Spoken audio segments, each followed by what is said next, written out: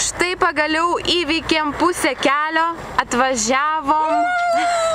Mes stiprus, mes nugalėsim. Atvažiavom į tokią apžvalgos aikštelę, where you can see very nice Vilnius.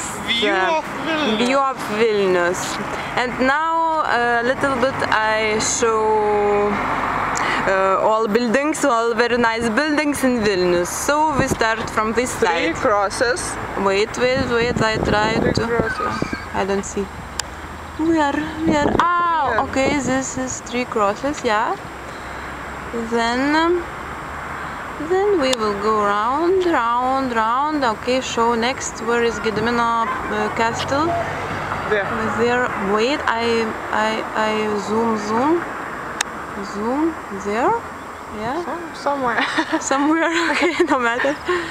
Okay, now we turn and some churches. Yeah, many churches and very nice churches. Of course, I don't know name of this. There are very high buildings there. There you see 3 buildings. Is new buildings, and there are how to say. Municipality. Yeah, municipality of Vilnius is the biggest one, and then is very shopping center Europa and so on.